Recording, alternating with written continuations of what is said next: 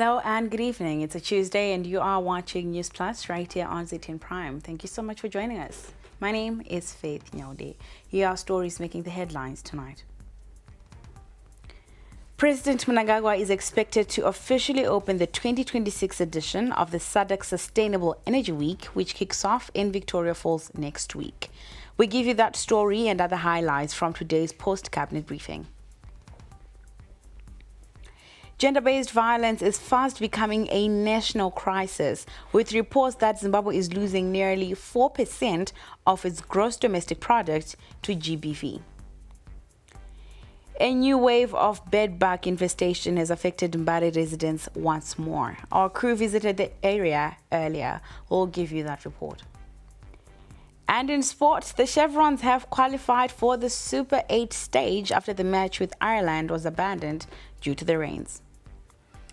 Our top story this evening, President Emmerson Mnangagwa is expected to officially open the 2026 edition of the Southern African Development Community Sustainable Energy Week, scheduled to run from the 23rd of February to the 27th in Victoria Falls. Speaking during a post-cabinet media briefing this Tuesday, Information Minister Shemusoda said the high-level gathering will be held under the theme Driving Regional Economic Growth through clean energy and energy efficiency. About 500 delegates are expected to be in attendance. Dr. Soda said hosting the summit will benefit Zimbabwe by boosting tourism and hospitality activity, attracting investment and business opportunities, and raising the country's regional profile. The SADC Sustainable Energy Week program, along with side events, will feature parallel sessions during the first 2 days. The official opening ceremony is scheduled for the third day and will be officiated by His Excellency the President of the Republic of Zimbabwe, Comrade Dr. Emmerson Dambudzo Mnangagwa. His Excellency is also expected to tour exhibition stands and deliver a keynote address. The conference sessions will continue on the fourth day, while the fifth day will be dedicated to site visits on energy projects in the morning, followed by excursions in the afternoon. Energy and Power Development Minister July Moyo said the country will use the seminar to promote clean energy. Minister Moyo said this during a question and answer session at the post-cabinet briefing. We have called on many Zimbabweans to participate and to exhibit. And so far, we are very happy that ministers from all the SADC countries, 10 of them or 11 have confirmed that they are coming. The rest are being represented at permanent secretary level. Now, still with cabinet, government has approved a $4.5 million contingency fund for the Ministry of Health and Childcare to procure commodities for seasonal disease risks and urgent vaccine deployment. This action follows isolated outbreaks of waterborne diseases typically seen during the rainy season. Now, Information Minister Dr. Shemusoda said government has stepped up preparedness through risk and hazard mapping, increased alertness among response agencies, and expanded public health communications. The measures aim to prevent isolated cases from developing into large-scale outbreaks and to reduce undue pressure on the healthcare system. Additionally, Cabinet has approved a contingency fund to support the Ministry of Health and Child Care's preparedness and early response activities for seasonal disease outbreaks. Now, responding to questions, Health Minister Dr. Douglas Mombeshora said although no major outbreaks have been officially declared, risks remain elevated due to the current weather conditions, population movements, and increased strain on water and sanitation infrastructure. We have mapped out high-risk areas, and the concentration will be on those high-risk areas, not throughout the country as such. So those are some of the areas. I really can't itemize item by item. We have got a very big document which is itemizing how that money is going to be utilized. Now, President Emerson Mnangagwa will tomorrow preside over the burial of national hero, retired Brigadier General Samuel Pabanga at the National Heroes Acre. Scores of mourners gathered at Kumalo Barracks Air Base in Mlayo this afternoon as his body was airlifted to the capital ahead of the burial. His body will lie in state at Charles Kumbo Barracks. Family members, Liberation War comrades, members of the Zimbabwe Defense Forces, government officials and members of the public thronged to the airbase, singing liberation songs and offering prayers as they paid their last respects. Now, in other news, Zimbabwe is losing nearly 4% of its GDP each year to gender-based violence, a crisis with deep social and economic consequences. Now, through the East Africa Girls Empowerment and Resilience Program, spearheaded by the World Bank, stakeholders are pushing for empowerment and economic inclusion as part of the solution. We get more in this report. Now, 1 in 3 women in Zimbabwe is a victim of gender-based violence, highlighting a challenge affecting households across the country. According to the latest findings from the United Nations Populations Fund, this represents both an economic as well as a social cost, with the economic burden of gender-based violence accounting for a good $1.36 billion United States dollars, the equivalent of 3.8% of Zimbabwe's GDP. The alarming statistics were revealed during deliberations at the East Africa Girls Empowerment and Resilience Program (IGA) hosted by the World Bank in Harare. Reports indicate that 70% of GBV cases in Zimbabwe go unreported due to stigma, fear, and entrenched traditional norms, with cases rising by 15% over the past 5 years. So this study found that the cost of GBV is equivalent to 3.87% of the GDP in Zimbabwe annually. What does that mean? That means $1.36 billion annually. Officials say only 10% of women are employed in male-dominated sectors, limiting income mobility and economic inclusion.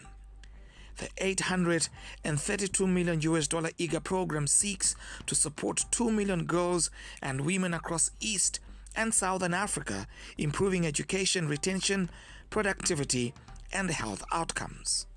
So the World Bank is very committed to supporting and advancing gender equality. The 3 things that were discussed today was women's safety, addressing gender-based violence, and it requires a whole of a society approach because it starts with homes and then the community and the nation. The Minister of Women Affairs, Community, Small and Medium Enterprises Development, Monica Muchangwa, said Zimbabwe, alongside development partners like the World Bank, continues to mobilize funding for the emancipation of girls and women. We are also, upscaling our engagements with the public sector, private sector. We have seen more and more commercial banks and big corporate companies coming on board to make sure that we don't lose all the gains, especially when we look at what is happening globally in terms of sponsorship. So domestic resource mobilization is an area where we are putting a lot of effort. The program, currently rolled out in Mozambique and Madagascar, is expected to expand to other countries, including Zimbabwe. Well, as Zimbabwe confronts the economic cost of gender-based violence, policymakers say investing in girls and women is not only a moral imperative, but an economic necessity. Reporting for ZTN Prime, I'm Eben Mabunda, Zimbabwe's capital, Harare. Well, you are watching Newsplus. We'll be back shortly. Stay with us.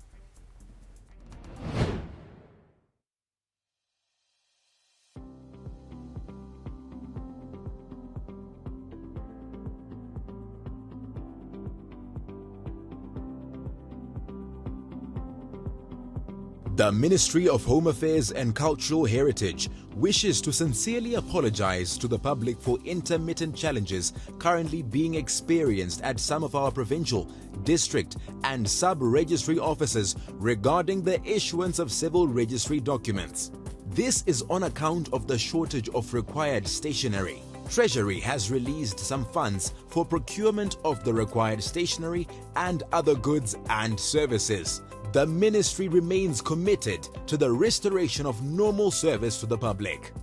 This message is brought to you by the Ministry of Home Affairs and Cultural Heritage, maintaining a safe and secure environment for sustained prosperity and preserving our cultural heritage. Every day, millions of moments travel through the air. A call home, a payment made, a lesson learned, a life saved.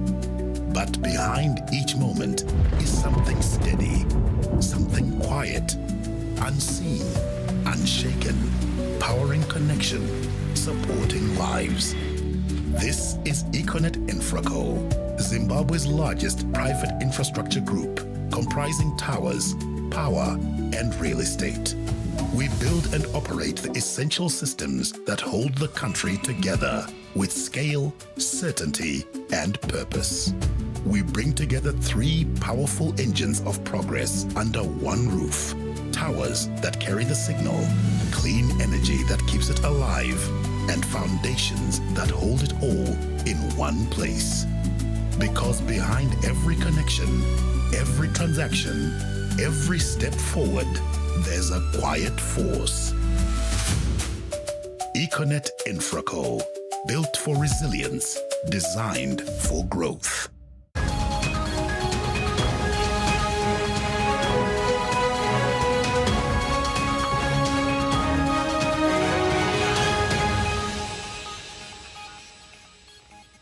Welcome back. You are still watching Newsplus. Over the years, Zimbabwe has witnessed a shift in the development of vocational training skills, but it has not aligned with the shift in societal perspectives of these skills. Wadzanai Sansole gives us this report. When most Zimbabweans think of progress, vocational skills are seldom at the top of their list. And yet, without the skilled hands of plumbers, bricklayers, mechanics, and carpenters alike, the basic services that anchor the country's foundation would be incomplete. So without us, there's nothing that can happen.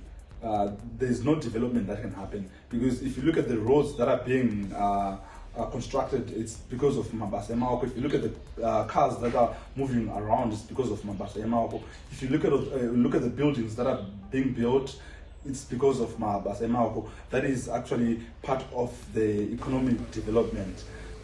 These professions are often looked down upon in society. Beauty ndo basa randinoita remaoko. Saka basa iri vazhinji ndoona sekuti vanorishora vachiti mabhiridha vana kufunda. Basa rekuaka rakashoreka. Iri basa rakanaka ende life yako inotochinja. Nepekuti pakashoreka ndo paunosumukira. And some youths with these jobs have even struggled with low self-esteem because of how people label them. This narrative is now changing through the Ministry of Youth's vocational training programs across the country, coupled with the government's drive to strengthen the informal sector. Generally in Zimbabwe, there is a skewed interest in academic education and looking down to a large extent vocational skills. And yet the world over, vocational skills are the ones which drive economies. Demand for these skills is growing owing to the increase in construction work, vehicle ownership, and general repairs. I'm a motor vehicle automotive engineer. Some people call it a motor vehicle mechanic. We use our hands, the skills that we have acquired through vocational skill programs. And now we are operating this garage. We import engines, we fix them to the cars, we repair vehicles. So that is what we do for a living. With the forthcoming National Youth Day running under the theme Youth Agenda for Transformation, a drive towards the appreciation for these globally sought-out skills is set to inspire the youth. Recognizing the importance of various skills is one step closer to a future with more options and where every occupation that makes an honest living is respected. Wadzanai Sansole, ZTM Prime. Now, residents in Bari say the battle against bedbugs, commonly known as tsikidzi, has resurfaced at Matiririni and Matapi flats. Families are reporting sleepless nights, painful bites, and growing frustration as the infestation spreads.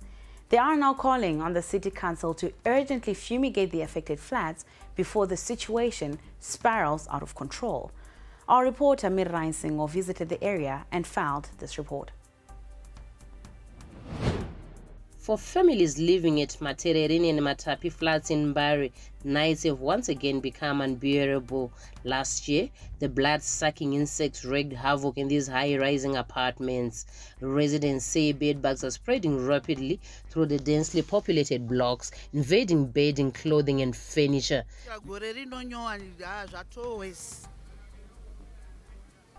Saka tizotokumbira hurumende kuti dai atibatsirawo mudzimba hamusikurarika vanhu tanzwa nekurasa masofa mibhedha takurara pasi chaipo handina uraidzai zvakaita musana kurumwa kwese kukwenya because dzikakuti nga hanomuka ukakwenya. Many describe waking up with itchy bites, while others say they've been forced to throw away mattresses in a desperate attempt to contain the insects. Frustration is mounting, with residents accusing local authorities of not responding swiftly enough. Some now fear the infestation could extend beyond Mbare if urgent action is not taken.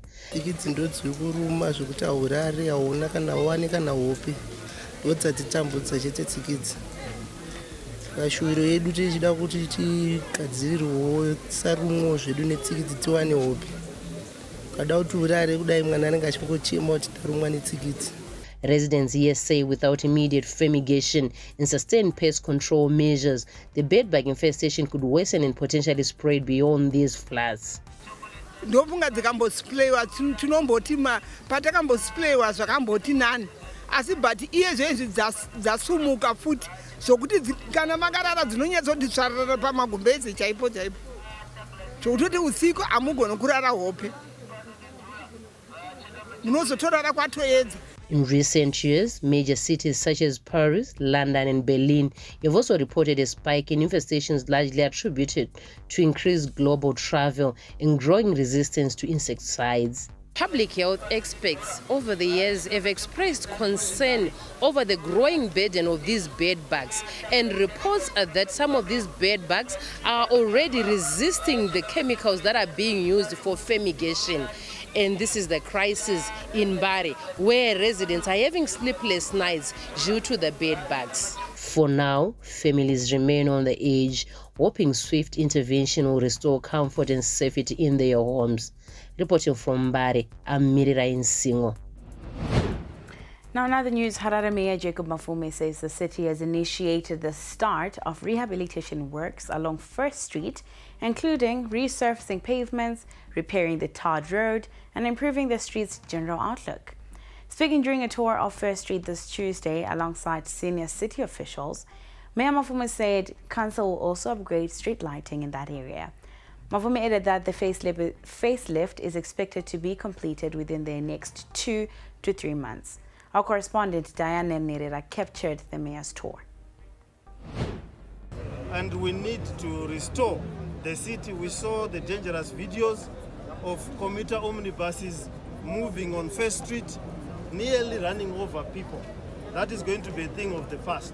So we are going to replace the pavements, replace the tar, talk to the owners of the building to make it a better place, talk to our informal sector, the vendors, and improve their working places so that they can also earn a living in a better environment. Now, some health news. The Avenues Clinic has completed a major refurbishment of its maternity ward and critical care units as part of an ongoing hospital-wide upgrade aimed at aligning infrastructure with global clinical standards.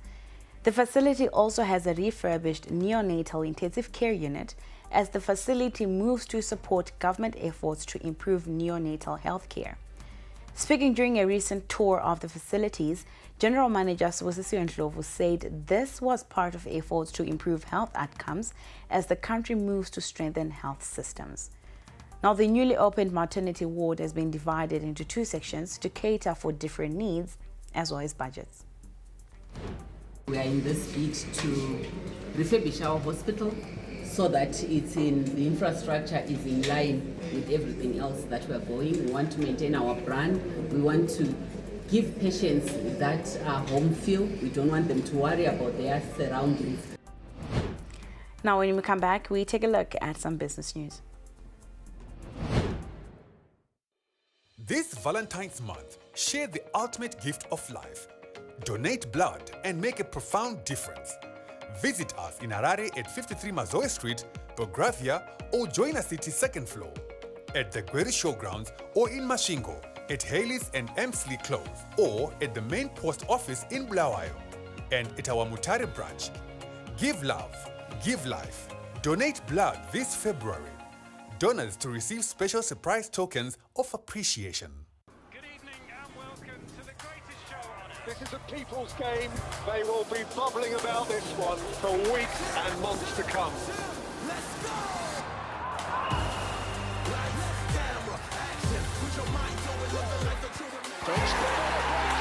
Wherever you are, whatever your reason, it's on SuperSport all season long. Reconnect and stay connected to DSTV Compact and get the best football on us.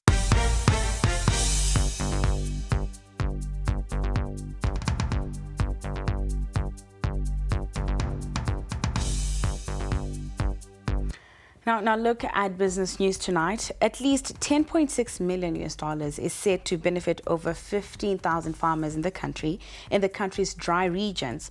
Now they are to receive agricultural machines under the Dryland Sustainable Landscapes Impact Program, a climate resilient initiative targeting degraded land in Zimbabwe's dryland regions.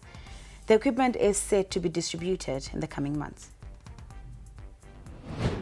Farmers will benefit from two-wheel tractors, multi-crop threshers, earth augers and trailers.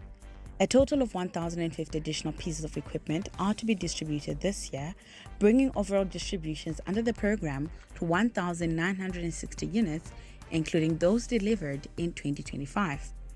Government says the mechanization drive is aimed at easing labor while strengthening climate resilience in dryland provinces such as Mashingo, Manicaland and parts of Midlands. Some of this equipment will help our soil management systems because of the, we introduced what we call the Bubudza into us in the country. So we are also distributing those drilling equipment that will conserve our lands and make sure that we don't destroy the fabric of the land. I think you can see. The initiative forms part of a broader global drylands program funded under the GAF7 Sustainable Forest Management Impact Framework. FAO, an implementing partner, says Zimbabwe's components target sustainable management of production landscapes in the Save and Runde sub-basins, areas prone to drought and land degradation. We also expect the project to bring 172,000 hectares of landscape under improved practices through the implementation of integrated land use and promoting sustainable land management and sustainable forest management. All the development partners under the project are working together to ensure the sustainable use of forests and ensure communities also benefit from those forests. What business development projects can we implement that we're supporting as a project? And our main areas of focus is the non-timber forest products. We're also supporting traditional grain and also small livestock. The program also promotes land restoration through improved soil management systems, conservation agriculture, and support for climate resilient farming practices. Now when Newsplus comes back, a look at sport. We're kicking your year off in all her glory with more because we got you. You get it? We got kicks. We got scores. We got action. We got roars. It's my specialty. We got drama. We got fun. We got more for everyone with an upgrade on us just for you. More channels, more shows, more reasons to stay. We got you. DSTV, we got you all the way. Harare, tune into the beat. Capitalk 100.4 FM, your source for news, business, sports, fashion, and more. Experience the pulse of Harare's culture and lifestyle. Capitalk 100.4 FM, Harare's top radio station. Join the conversation with Zimbabwe's top personalities. Subscribe now for fresh and infotainment content daily. Capital 100.4 FM, Harare's heartbeat.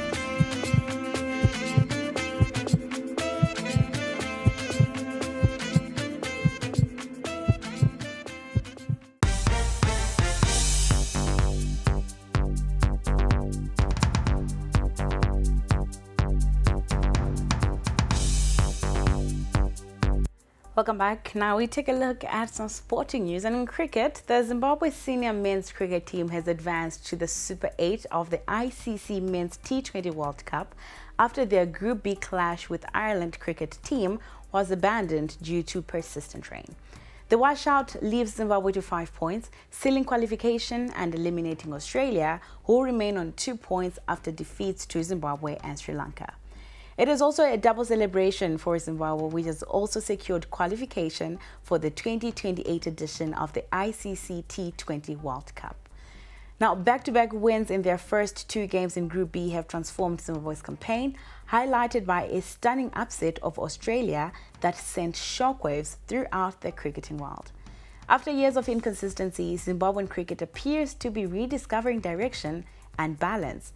Now, reaching the Super 8 is a landmark achievement for the Chevrons, who had failed to progress beyond their opening round in their past 7 attempts. Well, good luck and well done to the boys. Now, in football, the Zimbabwe senior women's football team have arrived in Polokwane ahead of this year's edition of the COSAFA Championship, which gets underway this Wednesday.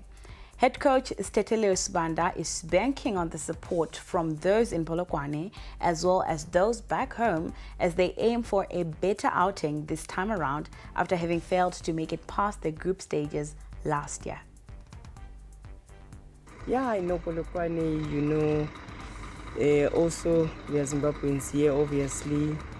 We've had Zororo Pumulani guys welcoming us in Polokwane. Obviously, we know we have friends there, so we're just ready for the game and we want to give it our best. And we obviously appreciate the support that will come from our friends.